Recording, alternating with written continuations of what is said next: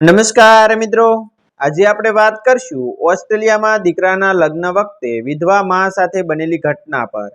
Australia શહેરની ઠંડી સવાર હતી। આકાશમાં વાદળોની પાતળી ચાદર પથરાયેલી હતી અને યારા નદીના કિનારે વહેતી ઠંડી હવા શહેરના દરેક રસ્તાને સ્પર્શતી હતી। વર્ષો પહેલા ગુજરાતના એક નાના ગામમાંથી સપનાઓ લઈને ઓસ્ટ્રેલિયા આવેલા મનોજભાઈ અને તેમની પત્ની મીનાબેન અહીં પોતાની મહેનતથી સુંદર જીવન ઊભું કર્યું હતું। મનોજભાઈ બાંધકામ કંપનીમાં કામ કરતા અને મીનાબેન ભારતીય ભોજન બનાવવાનો નાનો વ્યવસાય સંભાળતા। શરૂઆતના દિવસોમાં બંનેએ ઘણા સંઘર્ષો જોયા હતા।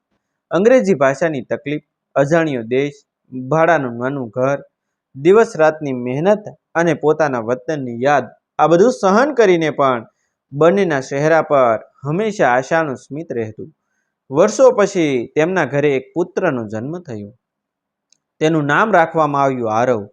તે જ તેમનું આખું જગત હતો। મીનાબેન ઘણીવાર કહેતા કે આપણે ભલે કેટલા પણ દુઃખ સહન કરીએ, પણ આપણા દીકરાના જીવનમાં ક્યારેય અંધકાર ન આવવો જોઈએ। મનોજભાઈ પણ હસીને કહેતા કે આરવને એવી ઊંચાઈએ પહોંચાડવો છે કે દુનિયા તેને સલામ કરે। પરંતુ નસીબે કંઈક જુદું જ લખ્યું હતું। એક દિવસ બાંધકામ સ્થળે બનેલી ભયંકર દુર્ઘટનામાં મનોજભાઈનું અચાનક અવસાન થયું। આખું જીવન એક જ ક્ષણમાં બદલાઈ ગયું। મલબર્નના હોસ્પિટલના સફેદ કોરિડોરમાં ઊભેલી મીનાબેનના હાથમાંથી જાણે આખું આકાશ સરકી ગયું। સામે નાનકડો આરવ પિતાને શોધતો હતો અને માતાની આંખોમાંથી વહેતા આંસુઓનો અર્થ પણ સમજી શકતો નહોતો। એ દિવસ પછી મીનાબેન માટે દરેક સવાર યુદ્ધ સમાન બની ગઈ।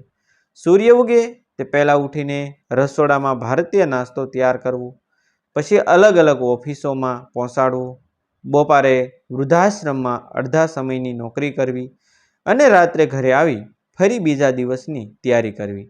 આ બધું માત્ર એક જ ધ્યેય માટે હતું, પોતાના દીકરાને જીવનમાં ક્યારેય કોઈ વસ્તુની ખોટ ન પડે। ઘણા દિવસો એવા આવતા કે પોતે માત્ર ચા પીને સૂઈ જતા, પરંતુ આરવના ટિફિનમાં ક્યારેય ખાલી ડબ્બો ન જતો। શાળાની ફી ભરવાની હોય ત્યારે પોતાનું નવું કપડું લેવાનું ટાળી દેતા। આરવને સંગીત શીખવવું હોય કે રમતગમતમાં ભાગ લેવો હોય, દરેક જગ્યાએ મીનાબેન સૌથી પહેલાં હાજર રહેતા। આરવ મોટો થતો ગયો અને માતાના દરેક ત્યાગને પોતાના બાળપણની સામાન્ય ઘટના સમજીને આગળ વધતો ગયો। તેને ખબર જ નહોતી કે તેની દરેક સફળતા પાછળ તેની માતાની હજારો નિંદ્રાહીન રાતો દટાયેલી હશે। વર્ષો પછી તેણે અભ્યાસ પૂર્ણ કર્યો, મોટી માહિતી પ્રધાન કંપનીમાં ઊંચા હોદ્દા પર નોકરી મેળવી અને મલબર્નના ભારતીય સમાજમાં તેની ઓળખ બનવા લાગી। મીનાબેન માટે આ જ તેમની સૌથી મોટી સંપત્તિ હતી। થોડા સમય પછી આરવની સગાઈ સિડનીમાં રહેતી ગુજરાતી યુવતી કાવ્યા સાથે નક્કી થઈ। બંને પરિવારો ખૂબ ખુશ હતા। ઓસ્ટ્રેલિયામાં ભારતીય પરંપરા અને આધુનિક જીવનશૈલીને જોડીને લગ્ન કરવાની તૈયારીઓ શરૂ થઈ ગઈ। લગ્ન માટે દરિયા કિનારે આવેલું સુંદર સ્થળ નક્કી થયું। મહેમાનો માટે અલગ વ્યવસ્થા થઈ। સંગીતની રાત્રિ, હલ્દી, મહેંદી અને લગ્ન સમારંભ બધું ખૂબ જ ભવ્ય રીતે આયોજન થવા લાગ્યું। મીનાબેન દરરોજ ભગવાન સામે દીવો પ્રગટાવીને માત્ર એટલી જ પ્રાર્થના કરતા કે તેમના દીકરાનું જીવન હંમેશા સુખી રહે। પરંતુ પરિવારની અંદર એક એવી વ્યક્તિ હતી જેના મનમાં વર્ષો જૂની અંધશ્રદ્ધા હજુ જીવંત હતી। તે હતી આરવની કાકી શારદાબેન। તેઓ પણ ઘણા વર્ષોથી ઓસ્ટ્રેલિયામાં રહેતા હતા, પરંતુ મનમાંથી જૂની માન્યતાઓ ક્યારેય કાઢી શક્યા નહોતા। એક સાંજે તેઓ આરવને એકલા મળ્યા। ઘરમાં લગ્નની તૈયારી ચાલી રહી હતી। બહાર વરસાદ વરસી રહ્યો હતો અને અંદર શારદાબેન ધીમા અવાજે બોલ્યા કે દીકરા, હું તારા માટે હંમેશા સારું જ વિચારું છું, મને એક વચન આપ। આરવે હસતા પૂછ્યું, કયું વચન કાકી? શારદાબેન થોડું આસપાસ જોયું અને પછી ખૂબ ધીમા અવાજે કહ્યું કે તારા લગ્નમાં કોઈ વિધવા સ્ત્રી શુભ વિધિ દરમિયાન હાજર ન હોવી જોઈએ। એ આપણા ઘરની જૂની માન્યતા છે। આવા પ્રસંગે તેમનો પડછાયો પણ પડે તો શુભ કાર્યમાં વિઘ્ન આવે છે। આરવને આ વાત ખૂબ વિચિત્ર લાગી, પરંતુ બાળપણથી કાકીનો સ્નેહ મળ્યો હોવાથી તેણે હળવાશથી કહ્યું કે બરાબર કાકી, તમે જે યોગ્ય સમજો। તેણે વિચાર્યું પણ નહીં કે એક આ એક સામાન્ય લાગતું વસન તેના જીવનની સૌથી મોટી કસોટી બની જશે. બીજી તરફ મીનાબેનને આ વાતનો જરાય અણસાર નહોતો. તેઓ તો પોતાના દીકરાના લગ્નના દરેક ક્ષણને આંખોમાં સજાવી રહ્યા હતા. લગ્નનો દિવસ આખરે આવી પહોંચ્યો. મલબર્નના દરિયા કિનારે આવેલા ભવ્ય સમારંભ સ્થળને ભારતીય અને ઓસ્ટ્રેલિયન સૌંદર્યના અદ્ભુત સંગમથી શણગારવામાં આવ્યું હતું.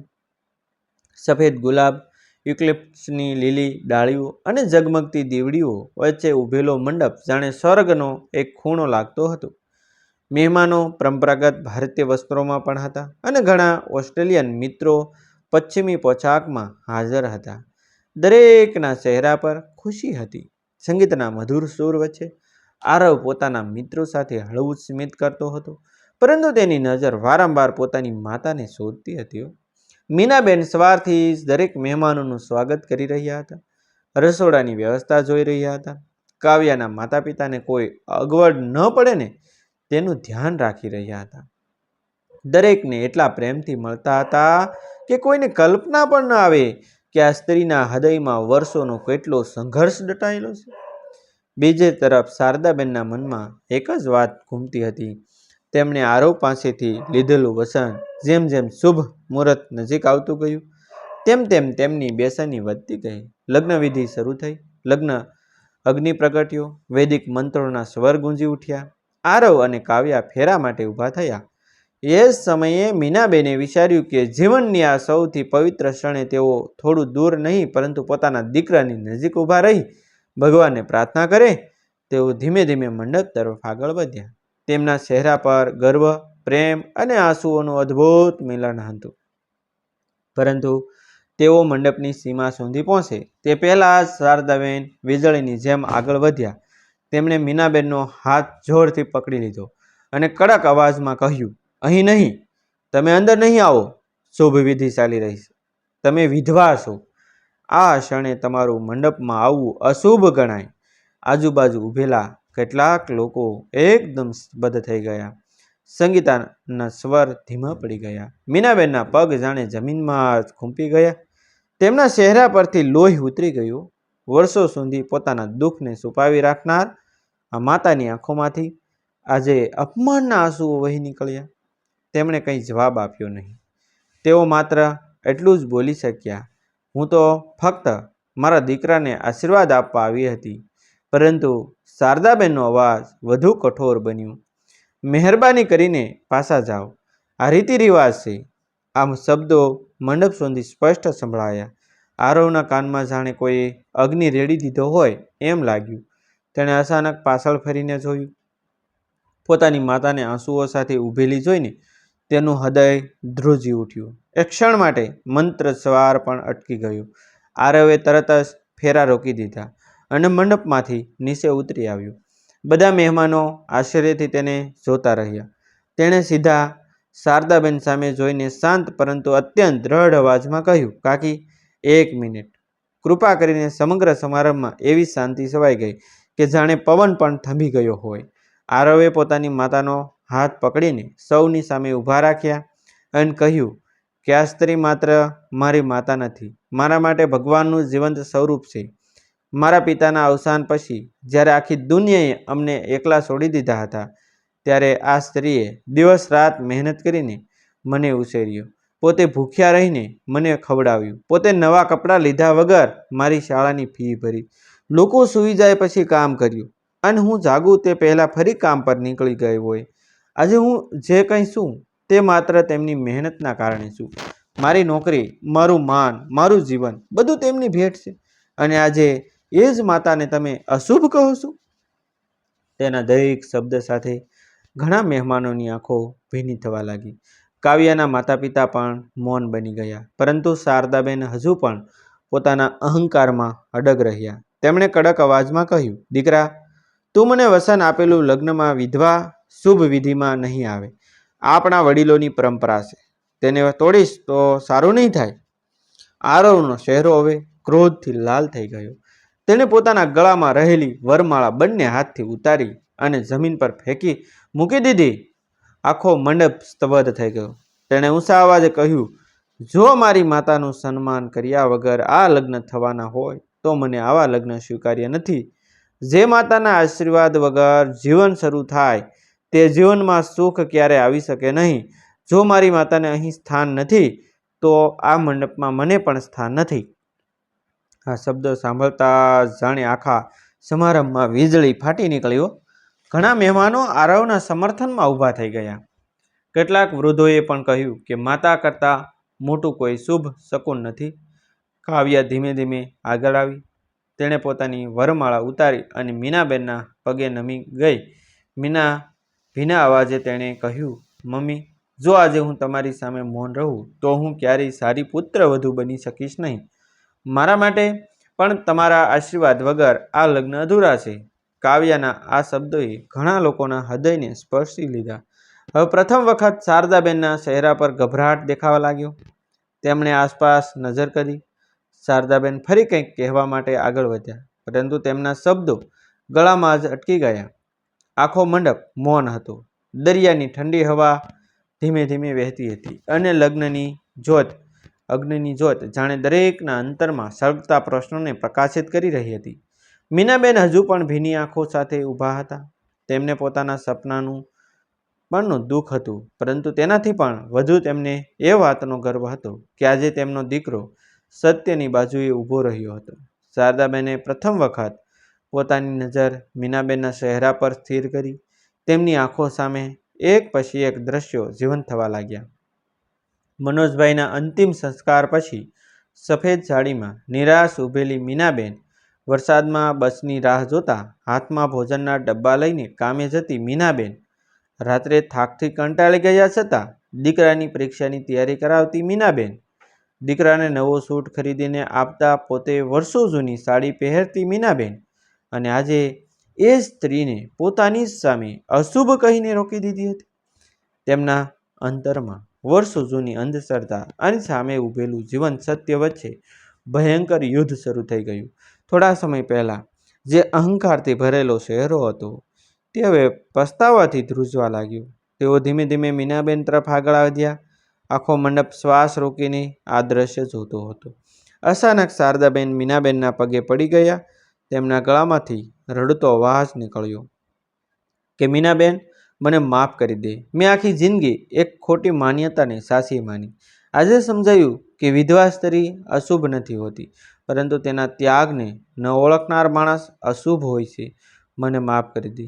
કૃપા કરીને આ લગ્ન અટકવા દેતી નહીં. મારી ભૂલના કારણે બે પરિવારો દુઃખી થાય તે પહેલાં મને ક્ષમા કર. મીનાબેન તરત જ ગભરાઈ ગયા. તેમણે શારદાબેનને ઊભા કર્યા અને ભીના અવાજે કહ્યું કે બહેન, પરિવાર તૂટે તે પહેલાં અહંકાર તૂટી જાય તો એ જ સૌથી મોટો આશીર્વાદ છે. મને તમારા પર કોઈ રોષ નથી. આજે આપણે બધા એકબીજાને સમજ્યા છીએ, બસ એ જ પૂરતું છે. આ શબ્દ સાંભળતા જ આખો મંડપ તાળીઓના ગડગડાટથી ગુંજી ઉઠ્યો. ઘણા મહેમાનોની આંખોમાં આંસુ હતા. કેટલાક ઓસ્ટ્રેલિયન મહેમાનોને ગુજરાતી ભાષા સમજાતી નહોતી, પરંતુ તેમની સામે બનતું દ્રશ્ય જોઈને તેઓ પણ ભાવ વિભોર થઈ ગયા. કાવ્યાના પિતાએ આગળ આવીને કહ્યું કે આજે અમે માત્ર લગ્ન નથી જોઈ રહ્યા, પરંતુ એક ખોટી માન્યતાનો અંત જોઈ રહ્યા છીએ. પંડિતજીએ પણ સ્મિત સાથે કહ્યું, જે ઘરમાં માતાનું સન્માન થાય છે ત્યાં ભગવાનને આવવા માટે અલગ આમંત્રણ આપવાની જરૂર પડતી નથી. ત્યારબાદ આરવે પોતાની માતાનો હાથ પકડીને વિનંતી કરી કે માં, હવે તમે જ મને મંડપ સુધી લઈ જશો. મીનાબેનના ધ્રુજતા હાથમાં પોતાના દીકરાનો હાથ આવ્યો. તેઓ ધીમે ધીમે મંડપ સુધી ચાલ્યા. આ દ્રશ્ય જોઈને હાજર દરેક વ્યક્તિ ઊભી થઈ ગઈ. કોઈએ તાળી પાડી, કોઈએ આંખના આંસુ લૂછ્યા અને કોઈએ પોતાના બાળકનો હાથ પકડીને કહ્યું કે જીવનમાં માતા કરતાં મોટું કોઈ શુભ નથી. મીનાબેને પોતાના કાંપતા હાથથી આરવ અને કાવ્યાના માથા પર હાથ ફેરવ્યો. એ ક્ષણે જાણે વર્ષોનું દુઃખ, અપમાન અને સંઘર્ષ એક જ આશીર્વાદમાં ઓગળી ગયું. ફરીથી અગ્નિ પ્રગટ્યો. મંત્રસ્વાર શરૂ થયો. આરવ અને કાવ્યાએ માતાના આશીર્વાદ સાથે 7 ફેરા પૂર્ણ કર્યા. દરેક ફેરા સાથે જાણે એક નવી પ્રતિજ્ઞા જન્મ લઈ રહી હતી. સ્ત્રીના સન્માનની, માતાના ત્યાગની અને અંધશ્રદ્ધા સામે સત્યની. લગ્ન પૂર્ણ થયા પછી આરવે સૌ મહેમાનોની સામે માઇક્રોફોન હાથમાં લીધો. તેની આંખોમાં આંસુ હતા, પરંતુ અવાજમાં અડગ વિશ્વાસ હતો. તેણે કહ્યું કે આજે હું એક વાત આખી દુનિયાને કહેવા માંગુ છું કે પતિ ગુમાવનાર સ્ત્રી અશુભ નથી હોતી. પોતાના પતિને ગુમાવ્યા પછી પણ સંતાન માટે આખું જીવન જીવતી માતા દુનિયાની સૌથી પવિત્ર શક્તિ છે. જો કોઈ સમાજ એવી માતાને અપમાનિત કરે તો અશુભ માતા નહીં, પરંતુ એવો વિચાર છે. આજે હું મારા પિતાને વચન આપું છું કે મારી માતાના ત્યાગને જીવનભર સન્માન આપીશ, અને જ્યાં જ્યાં આવી અંધશ્રદ્ધા દેખાશે ત્યાં ત્યાં તેની સામે અવાજ ઉઠાવીશ. તેના શબ્દો સાંભળીને આખું પ્રેક્ષાગૃહ તાળીઓથી ગુંજી ઉઠ્યું. શારદાબેન ફરી એકવાર મીનાબેનને ભેટી પડ્યા. બંને બહેનોના આંસુઓએ વર્ષોની ગેરસમજ ધોઈ નાખી. થોડા મહિનાઓ પછી મલબર્નના ભારતીય સમાજમાં આ ઘટનાની ચર્ચા દરેક ઘરમાં થવા લાગી. ઘણા પરિવારોમાં વર્ષોથી ચાલતી આવી માન્યતાઓ બદલાવા લાગી. લગ્ન, શુભ પ્રસંગો અને ધાર્મિક કાર્યક્રમોમાં વિધવા માતાઓને સન્માનપૂર્વક પ્રથમ આમંત્રણ આપવામાં આવવા લાગ્યું. જ્યારે પણ કોઈ આ ઘટનાની વાત કરતું ત્યારે એક જ વાક્ય સૌના હોઠ પર આવતું, જે માતાએ સંતાન માટે આખું જીવન અગ્નિ પરીક્ષા આપી હોય તેના પગ જ્યારે પડે ત્યારથી જ સાસુ શુભ શરૂ થાય છે. અને એ દિવસથી આરવના લગ્નની યાદ માત્ર એક ભવ્ય સમારંભ તરીકે નહીં, પરંતુ એક એવા દિવસ તરીકે જીવંત રહી ગઈ જ્યારે એક દીકરાએ પોતાની માતાના સન્માન માટે આખી દુનિયાની સામે ઊભા રહીને સાબિત કરી દીધું કે સંબંધો પરંપરાથી મોટા હોય છે, સત્ય અંધશ્રદ્ધાથી મોટું હોય છે, અને માતાનું સ્થાન દરેક શુભ શકુનથી અનંત ગણું ઊંચું હોય છે. આ કથા આપણને યાદ અપાવે છે કે સમાજ બદલાય છે ત્યારે કાયદાથી નહીં, પરંતુ કોઈ એક વ્યક્તિ સત્ય માટે નિર્ભય બનીને ઊભો રહે ત્યારે બદલાય છે. અને જે દીકરો પોતાની માતાના આંસુઓની કિંમત સમજે છે તે જ જીવનમાં સાચા અર્થમાં સૌથી ધનવાન અને સૌથી સફળ માણસ બને છે. ડિસ્ક્લેમર: આ વાર્તા માત્ર મનોરંજન, સામાજિક જાગૃતિ અને સકારાત્મક સંદેશ આપવા માટે રચાયેલ એક કાલ્પનિક કૃતિ છે. વાર્તાના પાત્રો, સ્થળો અને ઘટનાઓને કોઈ વ્યક્તિ, સમાજ, ધર્મ કે સમુદાય સાથે સીધો સંબંધ માનવો નહીં. અમારો હેતુ કોઈની લાગણી દુભાવવાનો નથી, પરંતુ માનવતા, માતા-પિતાના સન્માન અને અંધશ્રદ્ધા સામે જાગૃતિ ફેલાવવાનો છે. મિત્રો, આવા જ વિડીયો જોવા માટે અમારી ચેનલ સાથે બન્યા રહેશો. અમારી ચેનલને સબસ્ક્રાઈબ કરી દેજો. જય હિન્દ, જય માતાજી. મિત્રો, મળશું આપણે એક નવા વિડીયો સાથે.